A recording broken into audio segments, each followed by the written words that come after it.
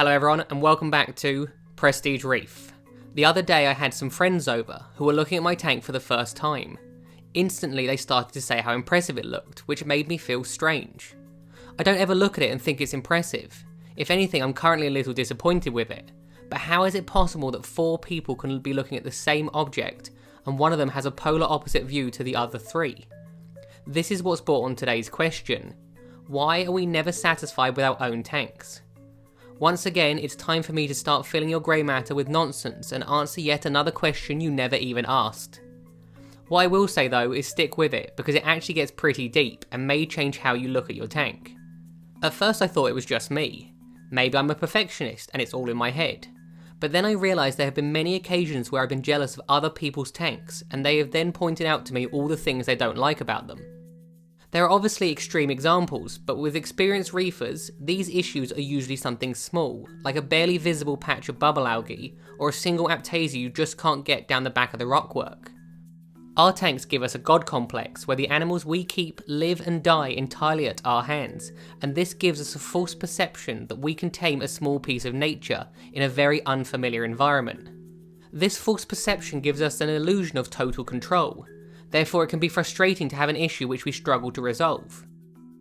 Let me tell you one thing for sure. In the immortal words of Dr. Malcolm, when it comes to bubble algae, life finds a way. In my case, my biggest issue is actually that the corals are all growing into each other. To most people this would be a positive, however to me it's a constant reminder that I need to get my bone cutters out and give everything a good trim. Something else it could be is that as humans we have the innate desire to want what we don't already have.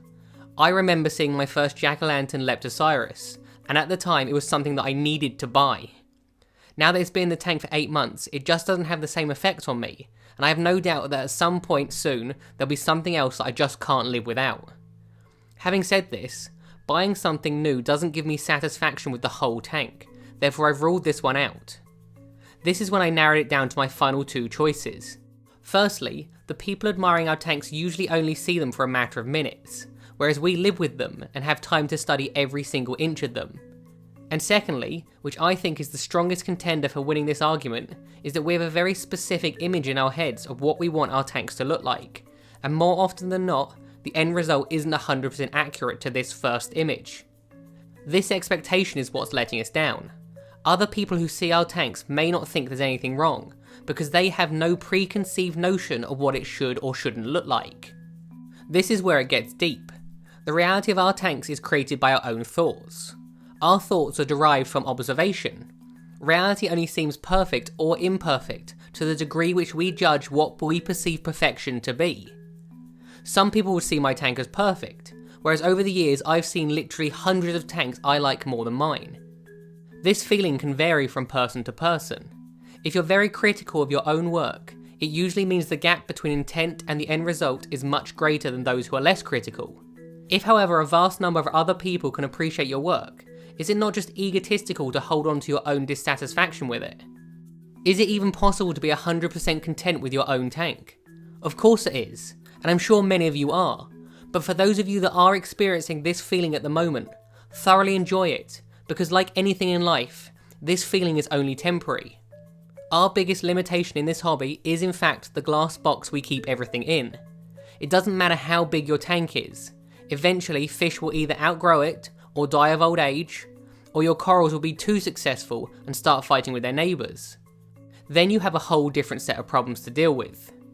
What would be the point of making a perfect tank anyway? More often than not, I find the majority of my enjoyment comes from making small tweaks to fix minor issues, ever in the pursuit of perfection. A perfect tank with nothing more to do would be extremely boring. It's almost ironic. We all strive for perfection, but I believe if we ever achieve it, our tanks would have an almost empty, soulless feeling to them. Maybe the perfect tank is in fact a tank which is not quite perfect. Or maybe we just make it not perfect in our heads to give us something to do. Why not try something for me? Go back and look at your tank for 5 minutes with a fresh pair of eyes, and appreciate it for what it is.